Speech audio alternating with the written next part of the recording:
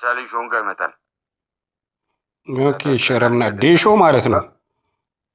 ዴሾው ደሳለኝ ሾንጋ አንተ ደሳለኝ ሾንጋ እኮ 13 ቁጥር እያለን እኮ የሚገርም ነገር ላብጆ ተሰጠንና ላብጆን ማን እንደሆነ ድው አደረገው። ወንዴ አንዳርጌ ይሁን አምላክነ ክብረት ይሁን ጌታውን ቢፋ ይሁን ከሊፍጣ ይሁን አናውቅም።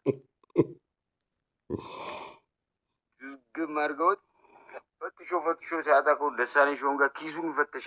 ላብጆ ጫማ እንግዲህ ያለ ያለ 46 ቁጥር ላብጆ ጫማ ኪሱን የፈተሸ ጀግና እኮ ነው ደሳለኝ ሾንጋ ማለት። ከዛ በኋላ እዛ ታስረን እያለ ደሳለኝ ሾንጋ በትራስ ጨርቅ ሙሉ እንትን አሸክሙት እየተንገዳገደ መጣ። ብርቱካን አወረደ፣ ዘፍ አደረገ።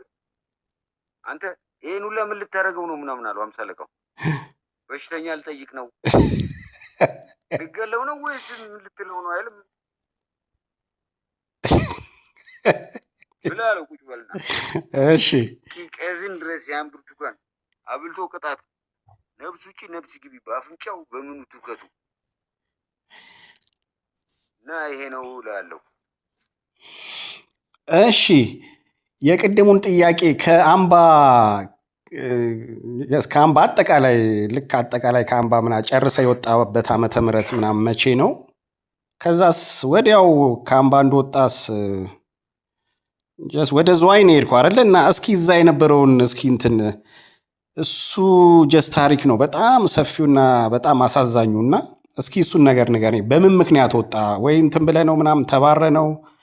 እሺ ወይስ አልፈልግም ብለህ ወጥተህ ነው ወይስ እንዴት ነው? ፍየሉም ነገር አላነሳ ነው። ችግር የለም። ፍየልም ብዙ በልተናል። እሱም ተው በቃ ይለፍ በቃ ያምባው ነገር ማለት ነው። በዛም ስለሚወዱኝ ነው ፍየላቸውንም የጨረስኩት የአርቲዎችን በዛ መርቀውኝ ነው መሰለኝ። ወደ 13 ፍየል ምናምን የሚሆን በልቻለሁ። እንዲሁ ዝም ብላውን እየሰረክ ነው ወይስ እነሱ ሰጠው? አዎ። እና ስንት ሰው ተባሯል በዚህ ፍየል። የመጀመሪያ ጊዜ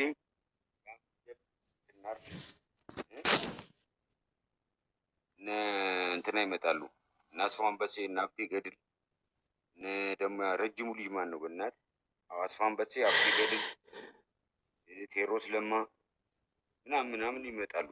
ያ ሽና አድርገን ጠብሰን እየበላን ነው። መጡ ስጡን አሉ። አንድ የኋላ እግር ሰጠናቸው። ሄደው ዶሮ እርባታ ፊት ለፊት መጥበስ። ከዛ ጌሮ የሚባል ዘበኛ ትዝ ካለ የዶሮ እርባታ ምንድነው ይሄ ጭስ ምናምን ይሉና ሲሄድ እግሩን ጥለው ሩጫ አነሱ። በዛ ስንት ሰው ተባረረ። ሚካኤል ጳውሎስ ተባረዋል። አንዴ ደሱ ከድር የሚባል ጎበዝ ተማሪ ራሱ ተይዞ ጎበዝ ተማሪ ነው ብሎ አባባ ሱቅባል ነው ያስለቀቀው። እና ብዙ ታሪክ ነው ያለው። ብቻ ያው በዚህ ነው አርሶቹንም ማስታወሳቸው የሚወዱኝም በዛ ነው። የላችን ስለምበላላቸው መሰለኝ። እስኪ ያረምነ ከአምባ የወጣበትን ጊዜ አስታውሰኝ። ያለው እየሰማ ነው? አዎ። እሺ አምባ ስንት 87 ላይ ነጣት። እሺ 87 ወጣው። ቡሉላ ገባው። መጀመሪያ ቡሉላ ስል አልሳካለኝ። ሻሸመኔ ገባው። ሻሸመኔ ትንሽ ገባው። እዛ ስራ ገባው። እዛ ግድብም ነበረ። እሱን ወደ ቦሬን የላኩት። ቦሬ የሚባል ሀገር ሄደ። እኔ ደግሞ የሆነች ሀገር ስሟ ጠፋኝ እንጂ ሄድኩኝ። በግብርና ነው የሄድኩት። በግብርና ሄጄ እዛ ሰራልም ያለ ገጠር ነው። በጣም ያስጠላል። ጎጆ ቤት ውስጥ ነው ማድረው። በ150 ብር ነው እንግዲህ ይዞኝ ሄደ ሰውየው። እንትን የሚከፈል አንድ ወር የሚከፈል ማለት ነው። በአንድ ወር የሚከፈል 150 ብር ነው። ርቀቱ ርቀት አይደለም። በመኪና ወርደ የ3 ሰዓት መንገድ ምናምን ትሄዳለህ ወደ እነሱ ቤት ማለት ነው ከአስፓልት ላይ። እሺ እዛ ስራ ጀመርኩ። እንደገባው ሳየው ምንም አልተመቸኝም ነገሩ። ከዛ በኋላ እርሻ እንደዚህ ነው የሚታረሰው ምናምን አለና ሞፈር አስያዘኝ መጀመሪያ ወንድም ድረስ እንጂ ይሄን የመሰለ ገንዘብ ከፍዬ ይዤ መጥቼ ምናምን አለ። እሺ ለውና ተለማመድ ምናምን ብሎ ሜዳ ላይ እንኳን ላርሰውና ምንም አዘነ። በቃ ሰውየው አሁንም ቢል በቃ እሺ ተወው አለኝና አትክልት ብቻ ይሄን ትኮተኩታለህ እንደዚህ እሺ አልኩትና አውቄ መውደቅ ጀመርኩ። አረፋ እየደፈኩ በላጣ እንዲለቀኝ። ከዛ በኋላ እንደዛ ሳረግበት አዘነ። በቃ ከሚስቱ ጋር ተወያየ። ምን አለ ይሄ ልጅ የከተማ ልጅ ነው፣ እዚህ ገጠር መጥቶ ምንም አያውቅም። ምን እናድርገው? ገንዘባችን አውጥተናል። ምስኪን ነው፣ እንዴት እናድርገው? እዚህ ድረስ መብራት የለ ምን የለ፣ እንዴት እናድርገው? ምናምን አለ። በቃ እንደመጣ ወደዛ በቃ ምንም ነገር አናድርግ፣ ከብት ብቻ ይጠብቅልን ምናምን ተባባሉ። እሺ አልኩና ከብት ጠብቅ አውቄ አንድ ቀን ወደኩ። በቃ ደነገጠ ሰውየው፣ ማዘነ። በጣም ባለሀብት እኮ ብዙ ነገር ነበር ያማከረው። ያለው የራ ዛፍ፣ ባህር ዛፍ፣ ይህን ሸጠን በጣም ብዙ ነገር ነበር ያቀደው። ተማርክ ነህ፣ መጻፍ ትችላለህ፣ ማንበብ ትችላለህ ምናምን ብሎኝ ነው እኮ ይዞኝ ሄደው። በቃ ግብርና ነው ነገርየው። ያ ችግር አናት እንግዲህ አትስበው። ከዛ በኋላ በሳምንቱ ወዲያውኑ ከሚስትየው ጋር ተወያዩ። ገበያ ቀን አለ፣ ዓርብና ሮብ ይሁን የሆነ ሮብ ጠበቀ። ሮብ ላይ ሰዎችን አደራችሁን ይሄ ልጅ ሻሸመኔ ከተማ አድርሱልኝ ምናምን አለ። ላከኝ። እዛ ደላላ ቤት ቁጭ ብዬ ግድብ እከክ በከክ ከቦራ አይመጣም። እኔ በዛኑ ቀን ማለት ነው። በዛኑ ቀን ነው ወይስ ከወር በኋላ እንጂ? ኦኬ። አንድ ወሩ ሲመጣ አመድ መስሎ ነው የመጣው። በቃ አንተ ወደ አምባ ግባ፣ እኔ እንኳን ተባረር ያለው ምናምን አልኩት። እሱን እንደምንም ሰውየው በሰጠኝ ገንዘብ ያን ጊዜ እኮ 2 ብር 3 ብር ነው እስከ ሻሸመኔ፣ ከዛ እስከ ቡልቡላ 20 ብር ነው 10 ብር ምናምን ነገር ነበር። አዎ እሱ እንዲገባ አደረኩት። እኔ ወዴት ሄድኩኝ? ወደ ዝዋይ ገባው። በቃ ዝዋይ ገባው። ዝዋይ ገብቼ ኬላ ቤት ማደር ጀመርኩ። 5 ሳንቲም ትከፍላለህ። ፊትን በካርቶን ሸፍነ ብቻ ነው የምትተኛው። ኬላ ቤት እንጂ እንትን የለም። ይሄ እንትን የለም። ብርድ ልብስ፣ አንሶላ ምናምን የለም። ጭራሽ የመጀመሪያ ቀን አዲስ ሆኜ ኬላ ቤት ስመርጥ ስማ እዛም 5 ሳንቲም ነው እዚህም 5 ሳንቲም ነው የምትከፍለው። ምን 5 ሳንቲም አልጋ ትመርጣለህ ተብያለሁ። እንደውም የመጀመሪያ ጊዜ ይሻላል አይሻልም? ቆማታው መብዱም አይነ ስውሩም አንድ ላይ ነው የምትተኛው። ይህ ጠዋት ተገልብጦ ነው የምታገኘው ካልተጠነቀቅ። አንድ ላይ ታጅበህ ነው የምትተኛው። ማሉ ምኑ ተው ላይ ተው። እኔ ለሴትዮዋ ነገርኳት። ለብቻዬ ጥግጋኛ ነጠብኩ። በዱቤ ትተኛለህ። 3 ቀን 50 ካለበት ሁላ ነው የሚወሰደው። ጠዋት ኮትን አሸርተው ወይ ወተት ሰርተህ ትመጣለህ፣ አለበለዚያ አይመለስልህም። እንደዛ ኬላ ቤት አደርኩ። መጨረሻ ላይ ይሄ ነገርማ አሁንም ምናምን አልኩና እዛ ሻሸመኔ ላይ እንደዚህ ስመጣ ምንድነው የምትባል ቡልቡላ ላይ ስመጣ የሆነ አይነት ስውር ገንዘብ ይቆጥራል። በጣም ብዙ ብር ነው የያዘው። እጥቄው ቀጥታ ወደ ሄድኩ ወደ ዝዋይ በሱ ብር እና አማራጭ የለኝም። ምንም በቃ ርቦኛል። በዛሬ አማራጭ ይሄ ብቻ ነው። እንደዛ አደረኩ። እንግዲህ እግዚአብሔር ይቅር በለን። እንግዲህ ያው አሁን እየካስኩ ነው ሁሉንም ነገር። እኔ የምልህ ከአይነ ስውሩ ነው ምን እንትን የመነጠፍከው ብር? አዎ ገንዘባው እና ራብ ልሙት ታዲያ ምን ላድርግ? እሱ ጠግቦ እየቆጠረ ነው እኮ ወደ 80 ብር ምናምን እኮ ይዟል። እንዴ በዛን ወቅት 80 ብር ማለት እኮ አስበው እንዴ ሊጨርሰው እያልኩ አይደል? እንዲህ በምን ይለቅ ሽፍን ጫማ ሁላ ገዝቼ ምን ብዬ ቂቅ ብዬ ነው የሄድኩት። ማስገባ ከዛ ከዚህ ሁላ እንግልትና እንትን በኋላ ነው ወደ ጅጅጋ ሄድከው? አዎ አይደለም። አዎ ከዛ እንደዛ ምናምን ከሰራው አዎ እኮ የሰራውንም ንገረው። አዎ እንዴት እንደገባው ነው። አዎ ከዛ በኋላ ምን ገባው? ጅብሪል ሆቴል ገባው። ጅብሪል ሆቴል ሰራው። ያን ጊዜ ማሙሽም ወጥቶ ነበር፣ ተገናኘን፣ አብረን ሆነን። እሱ ሽሮ ቤት ገባ በወራ ብር።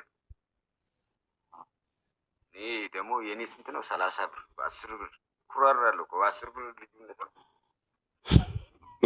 እሱ ከሰበርክ ባዶን ነው የምትወጣ። የኛ እንኳን ትንሽ ያው 5 ብርም ብትሆን ትተርፋለች። ከዛ ጅብሪል ሆቴል ገባው። ሳስተናግድ አንድ ጊዜ ሂሳብ ሰጥቼው አልሰጠኝም አለኝ ጅብሪል። ዮሴፍ ኃይሉ ደግሞ አጋጣሚ 50 ብር ለእኔ ሰጥቶኛል። እዛ ቅቅል ሲበላ ተገናኘንና አቅፎኝ ምን ብሎኝ ሲጀመርክ እንዴ ምናምን አለኝ። አዎ ከአምባ ከወጣት እንዴ እዚህ ነው የምሰራው፣ አይዞህ በርታ ምናምን ብሎኝ 50 ብር ሰጠኝ። 50 ብሯን ጫማ ውስጥ መክተት፣ ጫማ ውስጥ ከትቼ ሂሳብ ጎደለበት። አንተ ናሲ ምናምን አለኝ።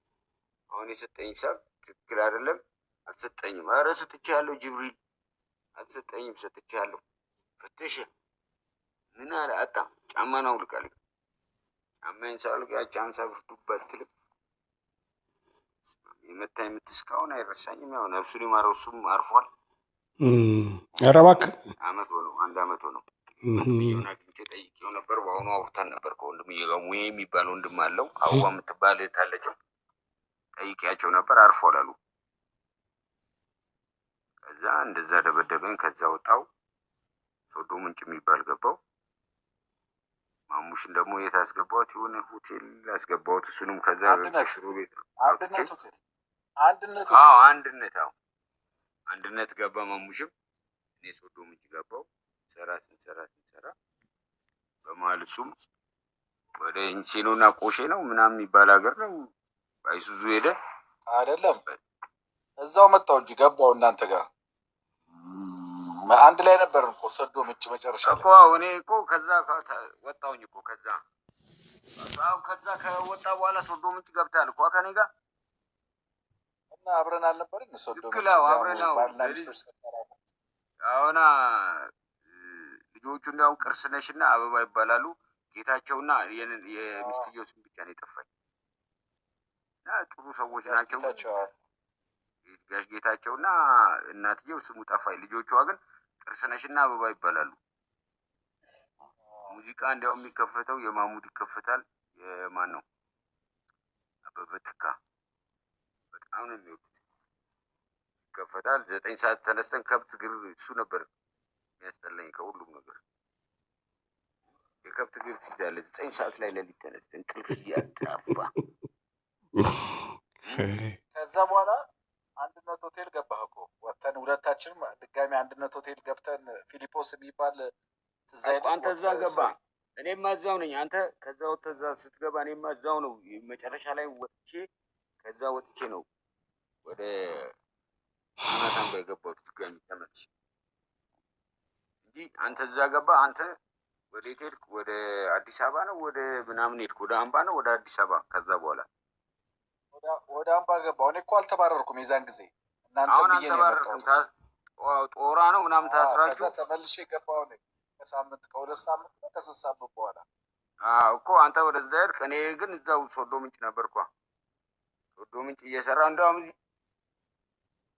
ምናምን ያቸው እናትም አባትም እኛንን ምናምን ብለው ቁልቢ ሁላ ሲሄዱ ልብስ ምናምን ይዘውልኝ ይመጣሉ። ልጆቻቸው ይዘው ሲመጡ ይዘውልኝ ይመጣሉ። ምን ይላል በቃ ኤርስ ሁላ እንዴት አልቅሰው እንደተለዩ እኮ ይለኛል። አንተ እንደ ቤተሰብ በጣም አዝነው ይለምንም ቢብያቸው አምባ ገባው። አምባ ትንሽ ቆየሁኝ። ጥምቀት ነበር ያን ጊዜ ገባሁበት። እንዴ ልክ ቆይ እዚህ ጋር ነብሮ ልክ ከአምባው ወጣህ እንደገና ምናምን ዝዋይ ምናምን እንደሰራ ልክ እዛም ደግሞ ሰርተ እንደገና ተመለስ ከአምባ አዎ ተመልሼ ናፍቆቱ ገደለኝ። ምንም አሃ እንጂ ኦልሬዲ ወጥተሃል። ተባራለሁ። እሱ ተሰናብቻለሁ። ቆየ አልቅሼ ስወጣ ራሱ ይለኛል እስካሁን በጣም ያቺን ቀን ነው ረግመት እና ተመልሼ በቃ ናፍቆት አላስችል ሲለኝ ተመልሼ ገባሁ። እግርም እየለመኑኝ ሰዎቹ ምንኛ ነው። ከዛ ባሪስታውን ላውኜ ገና 80 ብር ገብቼ ባሪስታነት ሻይ ማፍላት ምናምን 80 ብር ገብቼ እንትን ብዬ መጨረሻ ላይ ነው። አዎ ጓደኞቼ ያን ጊዜ ደግሞ እነሱም ደብዳቤ ምናምን ሲልኩልኝ እነመልስ እነ ምናምን በቃ ና ምናምን ሲሉኝ ሄድኩኝ። አምባ ተመልሼ ገባሁ። እዛ 2 ወር ነው 3 ወር ተቀመጥኩ። መጨረሻ ላይ የሆነ ነገር አደረግኩና ከዛ ወጣሁና ድጋሚ እዛ ተቀመጥኩ። ናዝሬት ገባሁ። ናዝሬት ሸንኮራ መሸጥ ጀመርኩ። የሆነ ነገር ምንድን የሆነ ነገር ቢዝነስ ነው። አይ ነገር ቢዝነስ ነገር የማይወራ ነገር ይታለፋል። ውድዬ እዚህ አድማይ ስላለ ብዙ እሺ ነብሮ ከዛ እንደዛ አደረኩ። ሸንኮራ መሸጥ ጀመርኩ ናዝሬት ላይ። ሸንኮራ ይሄ በእንትን እየቆረጥክ ማለት ነው? በዚህ መጋዝ የሚቆርጡት አና ታሽከረክራለህ። 10 ሳንቲም እኮ ነው ደግሞ ያናድ። አሁን ቢሆን 40 ብር 80 ብር ነው አንዷ ወይ ነብሮ 10 ሳንቲም ቢሸጥ ምንም ከዛ መጨረሻ ላይ የሆነ ልጅ ተግባባው። ምን አልኩኝና ወደዛ ልሄድ ምናምን አልኩና ድጋሚ አምባ ተመልሼ መጣሁ። የሚገርም እኮ ነው ምን አይነት ስበት እንዳለው ነገርየው። ተመልሼ መጣሁ እዛ አምባ። ትንሽ ቁጭ አልኩና ጓደኞቼ እንዳለ ገንዘብ ተሰበሰበ። ምን ተባለ ቀጥታ ናዝሬት መጣሁ። ናዝሬት ስተኛበት ምን ስልበት አያሌው ቆቁን አገኘሁት። አሙት ወስጄ አሳክሜ ምን ብዬ ባለችው ገንዘብ ዛምባ በተሰጠኝ ጓደኞቼ እሱን ሆስፒታል ምናምን ወባ ይዞት አገኘሁት። መንገድ ላይ ወድቆ ኑር ገበያ እንዲህ ወጣ ብለህ የሆነ ቦታ አለች፣ እዛ ጋ አገኘሁት። ሆስፒታል ሲስተር ነገር ነው የሆነ ነፃ ሕክምና አለ። እሱን እዛ አስገባውና እንደገና ወደዛ ወደ ሸንኮራ እንትን ስል የሆነ ልጅ የት ነው ሀገር እንደዚህ ከመጣው ስንት ዓመት ሆነኝ እንደዚህ ቤተሰብ አለው የሚሄድበት መንገድ የለኝም ምናምን ብዬ ሳማክረው እኔ በባቡር እሸኛለሁ ምናምን አለኝ። ሻለን ባቡር እንደመጣ ጣራ ላይ ውጣ አለኝ። ስቃይ ነው እንዴ? የማታ ጉዞ ነው ወይስ የቀን ነው? ላይ ተለጥፈን ለንሸላሊት እኮ የማታው ጉዞ። አዎ ብርዱን አስበዋል። በእናትህ ነብሮ ታዲያ ምንም አማራጭ የለም። መጨረሻ ላይ ቢኬ ነው ወለንጭቲ ላይ ምናምን ሲደርስ ውስጥ ገባ። ወድቅ እስከዛ ላይ ምናምን አልኩና በመስኮት አድርጌ ውስጥ ገብቼ ጥቅልል ብዬ ተኝ። ከዛ ሸፍትራር የሚባል ነገር አሉ እና ተቆጣጣሪ የወረደብኝ ዱላ በስመ አብ የደበደቡ ይወስዱና መጨረሻ ላይ የሆነ ሀገር ነው የሚጥሉ።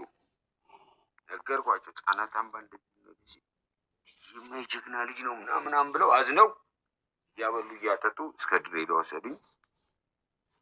ድሬዳዋ ላይ የሆነ ሰው እንትን ምናምን ስራ ምናምን እንደዚህ ምናምን ስላቸው ኧረ ቀን አንተ ስራ አችልም እንደዚህ ምናምን ብለው በቃ መንገድ ዳር ቁጭ ብዬ እንትን ስል ወደ 50 ብር ነው 60 ብር አገኘው።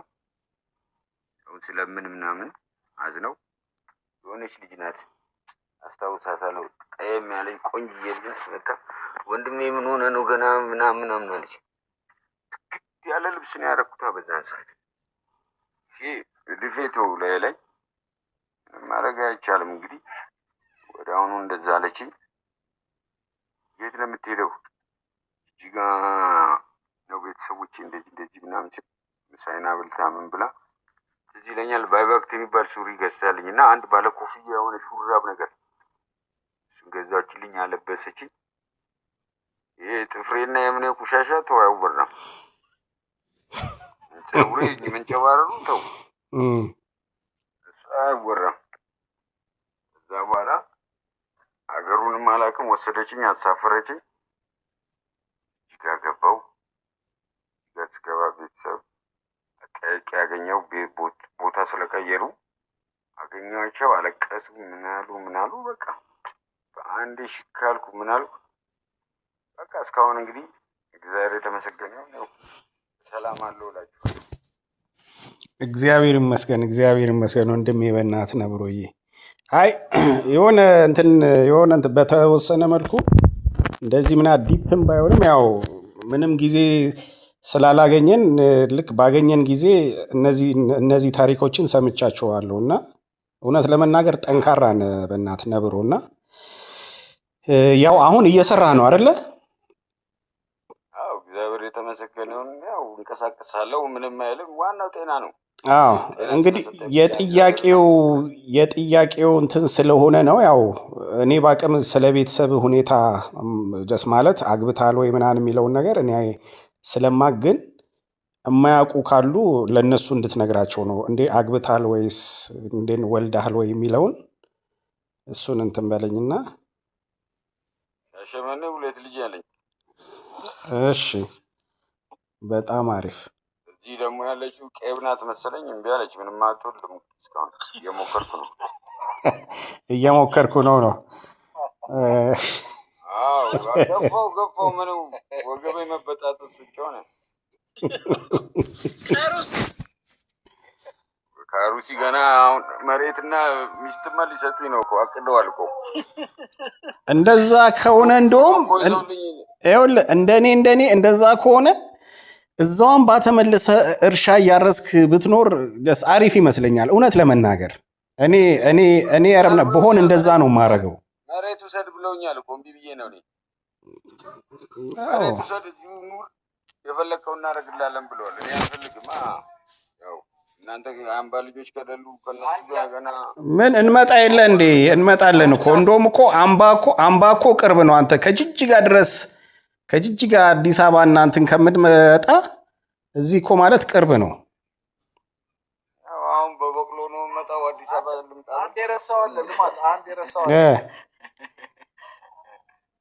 አንድ ልጅ ረስቷል ነብሮ። ጅጅጋ አንድ ልጅ ነበረችው እንትን ብላ ሞቷበት ነው አይደለ? እግዚአብሔር ነፍሷን ይማራት። ግን ነብሮ ግን ከእነሱ ጋር ትጠያየቃለህ? ግን ከልጆች ጋር ትጠይቃቸዋለህ? አልፎ ነው። አሁን ያቁኛል ብለህ ታስባለህ? ሞቷል ብለሽ ንገሪያቸውን ያልኳት። ውይ በእናትህ እንትን አይ አሁን ካለህ ግን ያው እንግዲህ አንተ ጋር ያለውና ህፃናቱ ጋር ያለው ነገር አንድ አይደለም እና የምችል ሳይጠሩ ይቀራሉ ብለህ ነው? በአያት ሳይጠሩ ይቀራሉ። እኔም በጣም ያናደኛል አይደል እንዴ? አንተ ወልደህ በአያት መጠራት ምንድን ነው? አዲስ ፋሽን ነው ምንድን ነው? ይሄ አልገባኝም። እና አንተ ታዲያ ግን ይኸውልህ ዝም ብለህ ግን ሄደህ ግን ልጆችን አግኝተህ እኔ ነኝ አባታችሁ ምናምን ነገር ብለህ ብትል በጣም አሪፍ ነው። እንደኔ ያው እንትን ነው እድሜያችን ሲሄድ ምናምን ነገር መጸጸታችን ስለማይቀር ዝም ብለህ ሄደህ ረጋግጠው ነው የሚጥሉ። በአሁኑ ሰዓት ከየት መጣ ነው የሚሉ። አንድ ቀን አንድ ከረሜላ ገዝተህ ማታውቅ ከየት መጣ ነው የሚሉ። አሁን ልጆች አንተ ጥቅም ነው የሚፈልጉት። ኦኬ እሺ ነብሮ፣ አሁን ከአብሮ አደጎች ጋር ከወንድሞች ከእህቶች ጋር እንዴት ነው የምትገናኙት? ያው በስልክም በአካልም። በተለይ ሰኔ ሚካኤልና እሷ ናትም እንግዲህ በፍቅር የምታገናኘን አይደለ? ሌላ በምን ያቺ ቀን እንድትመጣ እናፍቃለሁ እኮ። በሰው ገና አዲስ ዓመት ሲመጣ አንድ ቀን ሲያልፍ እንደ ኮኪና እኮ ነው ቆጥሮ። እሱ ለፍቃድ እንደሚቆጥረው እኔ ደግሞ አምባ ለመግባት ነው ቆጥሮ